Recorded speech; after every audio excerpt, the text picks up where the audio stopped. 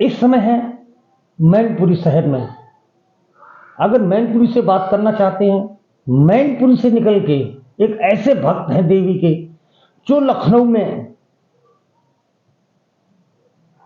में किस जगह पर मंदिर है, वहाँ के पुजारी हैं, उनके यहाँ पर किस किस तरीके के लोग आते हैं, पूजा अर्चना करते हैं और कैसे ठीक होके जाते हैं, कितना विश्वास है, तो उन्हीं से मैं बात करना चाहते हैं।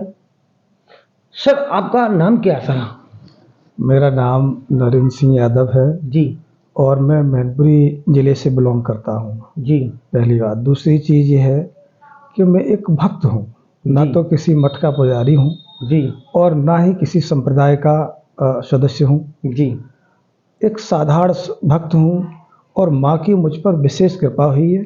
ये माँ की दया है, करुणा है और माँ की कृपा की वजह से आज जो है लोगों के हमारे यहाँ काम हो रहे हैं। जी। और लखनऊ में अगर मैं बात करना चाहे, कहाँ पर है ये, कहाँ पर है? जी, लखनऊ में जो आपका रायबरेली रोड पे जो वृंदावन कॉलोनी है आवास विकास की, जी वहाँ एक जगह है उतरठिया स्टेशन, जी उसके पास हमारा घर है अपना।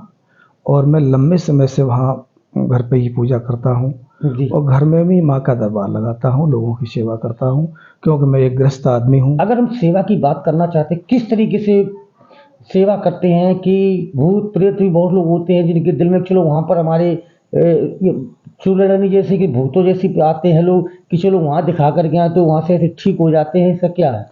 देखो, हमारे यहाँ जो काम है वो ये है कि कोई भी आदमी दुखी है, वह किसी भी तरीके की समस्या हो, पीड़ित है, चाहे वो सांस से हो, चाहे किसी प्रशासन से ज़्यादा पीड़ित है, उसका कहीं हिल्ला नहीं लग रहा है, कोई जुगाड़ नहीं बन रही है, कहीं से भी, तो माँ की जब शरण में आता है वो जी और वो अपनी अर्जी लगाता है कि हमारे माँ दुख दूर करिए, किसी भी तरह का दुख हो, जी माँ रास्ता बना देती है, उसको रास्ता दे देती है।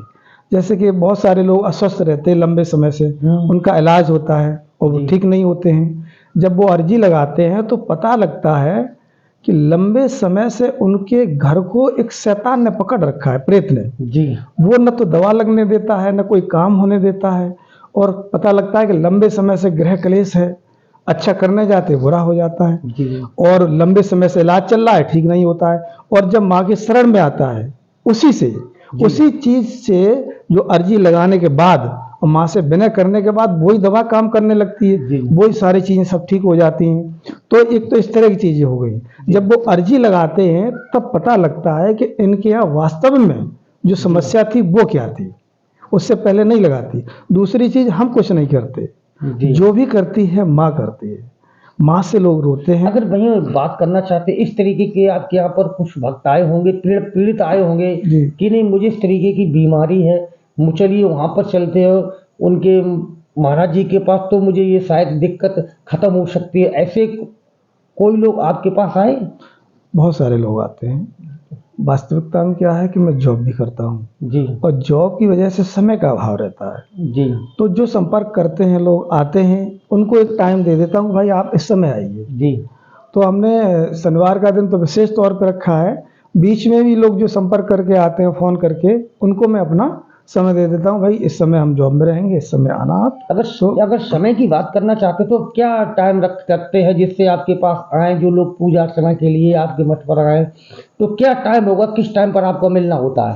देखो, शनिवार के दिन तो हमने रखा है कि शनिवार को तो निश्चित रूप से मिलते हैं। बाकी दिन जैसे हमारा ऑफिस टाइम 8 से 2 है अगर, तो 2 बजे के बाद हम शाम को मिल जाते हैं। और अगर हमारा 2 से 8 शाम को है तो मॉर्निंग शिफ्ट में मिल जाते हैं। तो कोई मैसेज करके आता है, फ़ोन करके आता है, उस समय हम उसको वहाँ उपलब्ध रहते हैं और वो अपनी अर्जी लगाता है माता से और हम वहाँ रहते हैं, आशीर्वाद देते हैं। तो लगता है एक एक दिन में कितने कितने वहाँ पर श्रद्धालु आ जाते होंगे? ऐसा कोई बहुत बड़ी गिनती तो हमने नहीं की कभी, इस तरफ ध्यान नहीं दिया, लेकिन भाई ये वो आदमी एक ठीक हो जाएगा, वो 4 को लाता है, 4 जगह वो जो 4 ठीक होते हैं तो 40 को लाते हैं। ये सिलसिला चलता रहता है। तो वाकई जो है ये सिलसिला बहुत लंबा होने वाला है, क्योंकि लोग जो ठीक हो जाते हैं वो संपर्क करते हैं, हमारे पास समय का अभाव रहता है। तो आने वाले टाइम में हो सकता है कि हमें वहाँ ही बैठना पड़े। बैठना पड़े। जी। तो कहने का मतलब एक दिन में 1000 से 2000 5000 तक लोग आ जाते होंगे? नहीं, अभी इतने नहीं है। जी। क्योंकि इतने इसलिए नहीं है क्योंकि एक तो हम समय भी नहीं दे पाते हैं जी। और हमने इस चीज़ को दबा के रखा। जी। प्रार्थना और दुआ की चीज़ को इसलिए दबा के रखा क्योंकि जो है हम थोड़ा समय नहीं दे पाते थे, लेकिन विशेष निर्देश पर और माँ की कृपा पे जी। ये बात हुई कि अब आप जो पावर है उसको दबा के नहीं रखना चाहिए। जब माँ चाहती है कि लोगों की सेवा करो और सेवा हो रही है, जी। प्रार्थनाएं पूरी हो रही हैं, तो वो जो भक्ति की शक्ति है जी। उसको जब तक आप लोगों में बांटते नहीं, लोगों का भला नहीं करते हैं और उससे अपने आप में आनंदित रहते हैं, तो उस भक्ति और शक्ति का कोई मतलब नहीं होता है। जी। तो मैंने ये सोचा कि अगर इस भक्ति से लोगों का भला नहीं होता है, कोई कल्याण नहीं होता है, तो इस भक्ति का कोई अर्थ नहीं है। भाई हम अपने भक्ति करते हैं, अपने मग्न रहते हैं, सुखी रहते हैं।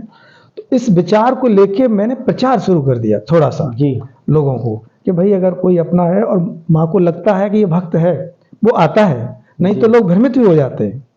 माँ जिसको भेज चाहती है वही उनके यहाँ आता है, ये भी है। तो माँ अगर वहाँ चाहती पर है हम बात करना चाहते हैं, जिस तरीके से वहाँ पर अर्जी लगाने आती, तो वो भक्त क्या करके जैसे लेके आते हैं अगरबत्ती या किस हाँ, तरीके का? ये सही है। अर्जी में हम लोग जो है, जी। हम लोग क्या, हम ही हैं, माँ है, मैं हूँ। तो अर्जी में एक तो नारियल होता है, जी। पान के पत्ते होते हैं, मिठाई होती है, घी होता है, जी। दीप होता है और लौंग होती है और आपका ये सुपारी होती है। जी। ये जो है सामग्री होती है और वहाँ पे आपको लगाना होता है, माँ से विनय करनी होती है। और जो भी हृदय से माँ से वास्तव में पीड़ित है और वो हृदय से रोता है, जी। तो आज तक ऐसा नहीं हुआ है कि किसी की अर्जी वहाँ पूरी नहीं हुई। नहीं हुई। और कोई खर्चा नहीं है, सिर्फ आपको ये सब माँ पे चढ़ाना है और जो भी प्रसाद है या जो चीज़ है आपको ले जाके लोगों को बांट देना है। और देना। तो कहीं न कहीं माना जाए कि जो और ना ही किसी पे कोई दान का दबाव है, कोई दान नहीं करना है आपको। मंदिर पे 2 रुपये आपको चढ़ाने नहीं है। जी। कोई ऐसा दबाव नहीं है कि आप यहाँ चढ़ाइए या क्या करिए।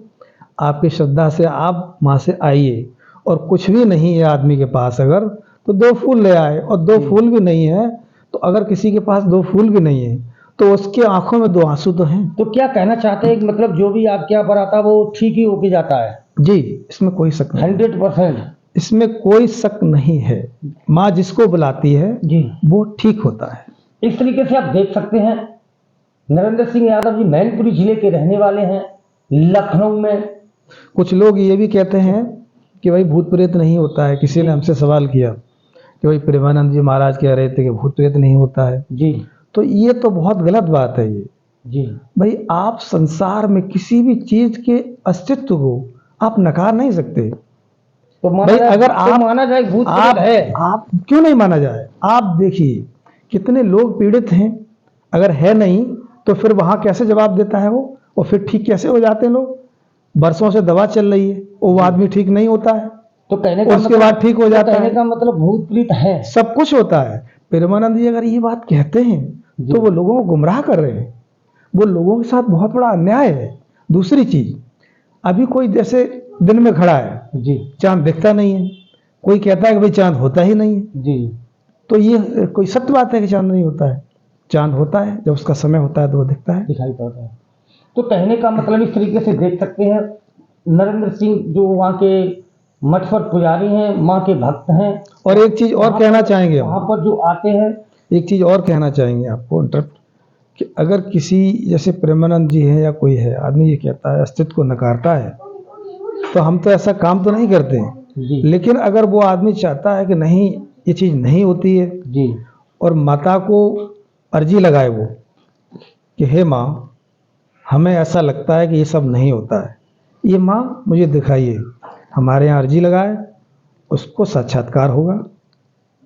जो भी चीजें हैं उसको भाई आप जी बताइए। अगर कहीं पर बात करना चाहते हैं, बागेश्वर धाम जो है जी, वो पर्ची को लेकर के बताते हैं, बता देते हैं, ऐसा क्या माना जाए कि वास्तव में? देखिए अगर कोई आदमी पर्ची लिख देता है कि आपका नाम ध्रुव है, जी। ठीक है, उससे आपके जीवन में क्या बदलाव होगा? अगर चमत्कार ही देखना है तो चमत्कार वो होता है कि कोई व्यक्ति बर्बाद हो रहा है जी उसको बचा लिया जाए, कोई व्यक्ति पीड़ा से कराह रहा है उसके दर्द को खत्म कर दिया जाए। ये चमत्कार तो होता है। आपके यहाँ पर ऐसा होता है? ये होता है 200% होता है। होता है। भाई अगर हम आपका नाम जान लें, आपके पिता का नाम जान लें, मैं किसी पर आरोप नहीं लगा रहा हूं, जी जी। तो उससे आपके अंदर क्या बदलाव होगा?